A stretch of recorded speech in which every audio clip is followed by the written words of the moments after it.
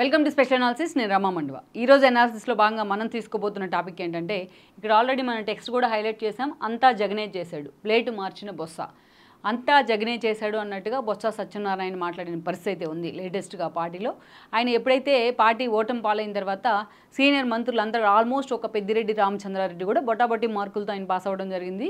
ఆ తర్వాత చూసినట్లయితే మ్యాక్సిమం అటు బొత్స మొదలుకొని ధర్మాన్ వరకు, ఏదైతే రోజా లాంటి వాళ్ళు మొదలుకొని ఒక నాని లాంటి వాళ్ళ వరకు అందరూ మంత్రులు, మాజీ మంత్రులు అందరూ కూడా ఓటమి పాలయ్యారు మూకుమ్మడిగా.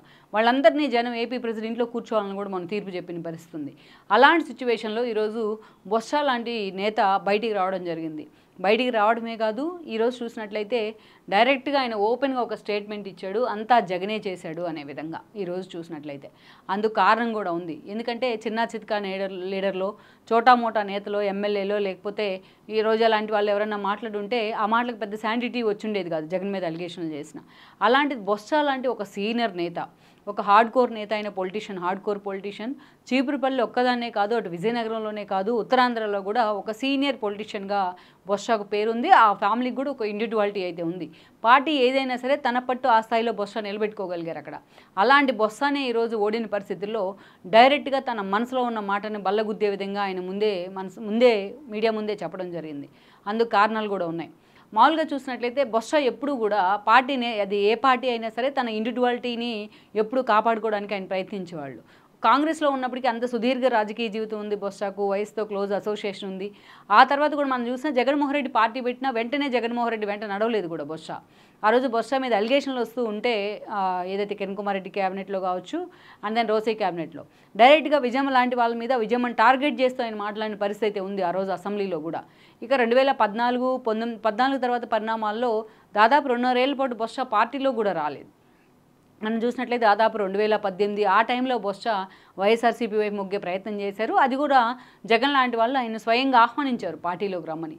ఆ రోజును కూడా జగన్ యాక్చువల్గా నా సరిసమానుడు కాదు, అయినా సరే తాను 2 మెట్లు దిగి జగన్మోహన్ రెడ్డి కోసం వస్తున్నాను, జగన్ నన్ను కన్విన్స్ చేయడం వల్ల అంటూ కూడా ఆయన స్టేట్మెంట్ ఇచ్చి మరీ లోటస్ పాండ్లో పార్టీలో చేరడం జరిగింది. ఇక ఆయన పార్టీలో చేరిన తర్వాత కూడా మొత్తానికైతే చూస్తే ఈ రోజున అటు విజయసాయిరెడ్డి లాంటి వాళ్ళు, జగన్ లాంటి వాళ్ళు ఆయన పక్కన ఉన్న విజయనగరంలో బట్ లోకల్గా ఉన్న జనం కానీ, ఆ బొత్సకు ఉండే ఒక సోలో ఇమేజ్ కానీ ఎప్పుడు కూడా అప్లిఫ్ట్లో ఉంటుందనేది వాస్తవం. ఎందుకంటే తనకంటూ అటు కాంగ్రెస్ నుంచి సుదీర్ఘకాలం మంత్రిగా ఉన్నారు ఆయన. ఈవెన్ రాష్ట్రం విడిపోయిన క్రమంలో ఒక దశలో కిరణ్ కుమార్ రెడ్డి రిజైన్ చేస్తే ఆయనే సీఎం అవుతారనే ప్రచారం జరిగింది.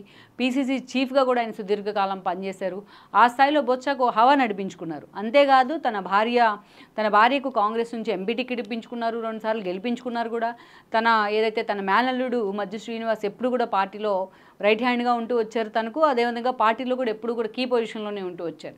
స్వయంగా తన తమ్ముడు అప్పల్ నర్సయ్య కూడా ఏదైతే ఎమ్మెల్యేగా ఉంటూ వచ్చారు గజపతి నగరం. అలా పార్టీ ఏదైనా తన హవాను మాత్రం, తన గ్రిప్పును మాత్రం నిలబెట్టుకుంటూ వచ్చారు. ఇక పర్టికులర్లీ మనం చెప్పుకోవాలి అంటే 2019 ఎన్నికల్లో బొత్సకు చీపురుపల్లి టికెట్ దక్కింది, వాళ్ళ తమ్ముడికి గజపతి నగరం టికెట్ దక్కింది. మధ్య శ్రీనివాస్ కూడా ఆ తర్వాత లోకల్ బాడీ ఎన్నికల తర్వాత కీలకమైన పోస్టులు కూడా దక్కుతూ వచ్చాయి, జడ్పీ చైర్మన్ లాంటి కీలకమైన పోస్టులు కూడా. అలా బొత్స గెలిచిన తర్వాత జగన్మోహన్ రెడ్డి ఫస్ట్ క్యాబినెట్లోనే మంత్రి అయ్యారు. ఇక ఆ తర్వాత చూసుకుంటే ఫస్ట్ 2.5 ఏళ్ళు ఆయన మంత్రి పదవి కూడా సజావుగానే సాగుతూ వచ్చింది. అయితే ఎప్పుడైతే మంత్రి పదవులు షఫలింగ్ చేసే క్రమంలో జగన్మోహన్ రెడ్డి బొత్సకు విద్యాశాఖను అప్పగించారు. అప్పుడు దాకా ఆదిమూలం సురేష్ దగ్గర ఉంది ఆ పదవి. అయితే ఆ పదవి తనకి ఇష్టం లేదంటూ కూడా బొత్స చాలాసార్లు మాట్లాడుతూ వచ్చారు. ఇక అప్పటి నుంచి ఉద్యోగ ఉపాధ్యాయ సంఘాలు ఎప్పుడు కూడా ధర్నాలు చేస్తూ ఉన్నా బొత్స వచ్చి వాటన్నిటిని కూడా చూసుకొని మాట్లాడే లోపే సజ్జలే ముందు మాట్లాడేసేవాళ్ళు. ఉద్యోగ సంఘాలతో చర్చలు జరపాలన్నా సజ్జలే ముందు చర్చలు జరిపేవాళ్ళు. ఇక ఏదైతే సిపిఎస్ గురించో ఇంకో దాని గురించో కీలకంగా బొత్స ప్రెస్ మీట్ పెట్టి మాట్లాడాలనుకున్నా ఆయన కన్నా ముందు సజ్జలానే మాట్లాడేసేవాళ్ళు. ఎన్నోసార్లు ఈ విషయం మీద బొత్స ఫైర్ అవుతూ వచ్చారు. ఇంటర్నల్గా కూడా చాలాసార్లు సజ్జల తీరును కూడా వ్యతిరేకించారు ఆయన.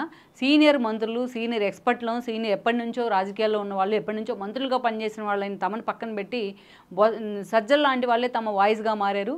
కావాలనే జగన్మోహన్ రెడ్డి ఆయన ఎంటర్టైన్ చేస్తున్నారంటూ కూడా ఆయన ఆఫ్ ద రికార్డ్ మాట్లాడిన సందర్భాలు అయితే ఉన్నాయి. అయితే అలాంటి బొత్స కొంచెం అసంతృప్తిగా ఉన్నప్పటికీ బట్ జగన్మోహన్ రెడ్డి మాత్రం ఆయన వైపే మొగ్గు చూపారు. మొన్నటి ఎన్నికల్లో చీపురుపల్లి టికెట్ ఇవ్వడం జరిగింది ఆయనకు. అంతేకాదు బొత్స ఝాన్సీని తీసుకొచ్చి విజయనగరం నుంచి దూరంగా వైజాగ్ ఎంపీగా నిలబెట్టే ప్రయత్నం చేస్తున్నారు. ఎంవీవీని తీసుకెళ్లి తూర్పు నుంచి ఎమ్మెల్యేగా నిలబెట్టారు. ఆ సీటు పోయింది, ఈ సీటు పోయింది. ఈ రోజున బొత్స ఝాన్సీ అయితే ఒక మహిళా ఎక్స్పెరిమెంట్తో పాటు భరత్ లాంటి వాళ్ళని పక్కన కూర్చోబెట్టాలి అంటే ఉత్తరాంధ్రలో బొత్సకున్న అనుభవం కూడా వైజాగ్లో వాళ్ళకి హెల్ప్ అవుతుందని కూడా జగన్మోహన్ రెడ్డి లెక్కలు కట్టారు. కానీ ఈరోజు బొత్స ఝాన్సీ ఓడిపోయింది. అండ్ దెన్ బొత్స సత్యనారాయణ ఓడిపోయారు. బొత్స సత్యనారాయణ మీద లాస్ట్ మినిట్లో ముందుగా గంటా పోటీ చేస్తారన్నప్పటికీ చంద్రబాబు నాయుడు లాస్ట్ మినిట్లో కళా వెంకట్రావు ఆయన మీద నిలబెట్టే ప్రయత్నం చేశారు. కానీ కళా వెంకట్రావు చేతిలో కూడా బొత్స ఓడిపోవడం జరిగింది. చీపురుపల్లిలో ఒక సుదీర్ఘ రాజకీయ చరిత్ర బొత్సది. రాష్ట్ర విభజన అప్పుడు మాత్రమే బొత్స ఆ రోజు ఓడిపోవడం జరిగింది. ఎంపీగా చేసిన హిస్టరీ కూడా ఉంది. అలాంటి బొత్స ఈ రోజున కళా వెంకట్రావు చేతిలోని ఓటమి పాలయ్యారు. తన ఫ్యామిలీ, తన భార్య కూడా అంతే ఓటమి పాలైన పరిస్థితి అయితే ఉంది. ఇలాంటి సిచ్యువేషన్లో ఈ రోజున బొత్స మీడియా ముందుకు వచ్చే ప్రయత్నం చేశారు. తన ఓటమికి రిగ్రెట్ అవుతూనే ఆయన అదే స్థాయిలో పార్టీ ఈ స్థాయిలో డిజాస్టర్గా ఒక ఘోర ఓటమి అంచున నిలబడడానికి అంతా జగన్మోహన్ రెడ్డే కారణం అన్నట్టుగా కూడా ఆయన మాట్లాడారు. ఓపెన్గా యాక్చువల్గా బొత్స సత్యనారాయణ మాట తీరు సరిగా లేకపోయినప్పటికీ ఎప్పుడు ఓపెన్గా తన మనసులో ఉన్న స్టేట్మెంట్నే బయటికి ఇస్తారన్న పేరైతే ఉంది ఆయనకు. ఆ స్థాయిలో ఫోకస్ ఉంది కూడా ఆయన మీద క్యాడర్లో. సో అలా బయటకు వచ్చి మరి మేము చేసిన తప్పులే మేము ఈ ఫలితాలకు కారణం అంటూ కూడా ఆయన మాట్లాడారు. తెలిసి కూడా కొన్ని తప్పులు చేసాం మేము, ఆ తప్పులే మమ్మల్ని వాళ్ళు వెంటాడాయి అంటూ కూడా ఆయన మాట్లాడడం జరిగింది. సో అన్ని వేళ్ళు కూడా జగన్మోహన్ రెడ్డి వైపే సజ్జల లాంటి వాళ్ళని ఎంటర్టైన్ చేయడం కానీ మిగతా విషయాల్లో కానీ సో అందుకే అన్ని వేళ్ళు కూడా ఈ రోజున జగన్ వైపే చూపిస్తున్నాయంటూ కూడా ఆయన మాట్లాడడం జరిగింది. లాస్ట్ మీట్లో ఎమ్మెల్యేలని, మంత్రుల్ని, ఎంపీలని షఫ్లింగ్ చేసిన విధానం కానీ అసలు గ్రౌండ్లో పార్టీ ఎలా ఉంది అనేది ఎన్నిసార్లు చెప్పాలని తాము ప్రయత్నించినా దాన్ని కరెక్ట్ చేసుకోలేకపోయామంటూ కూడా బొత్స మాట్లాడడం జరిగింది. అంతేకాదు ఎన్నోసార్లు బటన్ నొక్కడం ఒక్కదాని మీదే ఫోకస్ పెట్టకుండా గ్రౌండ్లో పార్టీ ఎలా ఉందని తాము చెప్పే ప్రయత్నం చేసినా జగన్మోహన్ రెడ్డి అనుకో వినే ప్రయత్నం చేయలేదంటూ కూడా ఆయన మాట్లాడుతూ వస్తున్నారు క్యాడర్తోని. అంతేకాదు పట్టభద్రుల ఎమ్మెల్సీ ఎన్నికల తర్వాత మొదటిసారిగా ప్రభుత్వం మీద ఎంత వ్యతిరేకత ఉందనేది ఆ బల్క్ శాంపిల్తోనే అర్థమైంది. ఏ సర్వే రిపోర్టు కూడా అంత పెద్ద శాంపిల్ని అయితే తీయలేదు. 11 జిల్లాలను కవర్ చేస్తూ ఆ రోజు ఎన్నికలు జరిగాయి, ఏదైతే పట్టభద్రుల ఎమ్మెల్సీ ఎన్నికలు. ఈవెన్ సొంత పార్టీ ఎమ్మెల్యేలే జగన్మోహన్ రెడ్డి పక్కన ఉండే వాళ్ళే ఎమ్మెల్యే కోట ఎమ్మెల్సీ ఎన్నికల్లో ఆయన నెగిటివ్గా పనిచేయడం జరిగింది. వాళ్ళ మీద వెయిట్ కూడా వేసున్నారు. కానీ బట్ గ్రౌండ్లో పరిస్థితి ఏంటి అనేది తాము ఎన్నోసార్లు చెప్పే ప్రయత్నం చేసినా సజ్జల లాంటి వాళ్ళు జగన్మోహన్ రెడ్డికి అడ్డుగోడుగా నిలబడ్డారంటూ కూడా బొత్స లాంటి వాళ్ళు మాట్లాడుతూ ఉన్నారు. ఈరోజు అందుకే ఎలాంటి ఇన్హిబిషన్స్ లేకుండా తన మనసులో ఉన్న మాటనే బొత్స బయట పెట్టే ప్రయత్నం చేశారు. అంతా జగనే చేశాడు అన్న విధంగా బొత్స మాట్లాడడం జరిగింది. మరి ఈ పరిణామాల తర్వాత జగన్మోహన్ రెడ్డి కామెంట్స్ని ఎలా తీసుకునే అవకాశం ఉంది? మొన్న ఎమ్మెల్యేలతో జగన్మోహన్ రెడ్డి భేటీ అయిన క్రమంలో కూడా పార్టీ నేతలతో బొత్స ఆ భేటీకి అయితే అటెండ్ కాలేదు. సో ధర్మాల లాంటి వాళ్ళు కూడా అటెండ్ కాలేదు.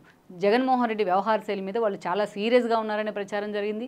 ఒక దశలో అసంతృప్తి కారణంగా టీడీపీలోకి వెళ్తారనే ప్రచారం కూడా జరిగింది. వాటిని నిజం చేసేలాగా ఈరోజు వీళ్ళు మాట్లాడుతున్న తీరు మాత్రం జగన్మోహన్ రెడ్డి, ఆయన పార్టీ ఎమ్మెల్యేలు, ఆయన పార్టీ భవిష్యత్తునే ప్రశ్నార్థకంలో పడేస్తోంది. మరి జగన్మోహన్ రెడ్డి ఇప్పటికైనా ఇలాంటి వాళ్ళని కూర్చోబెట్టుకొని వాటిని చక్కదిద్దుకునే ప్రయత్నం చేస్తాడా, ఇలాంటి సీనియర్ సలహాలు తీసుకుంటూ పార్టీని తిరిగి గాడిలో పెట్టే ప్రయత్నం చేస్తారన్నది మనం చూడాల్సి ఉంది. Please share, like and subscribe south first Telugu channel.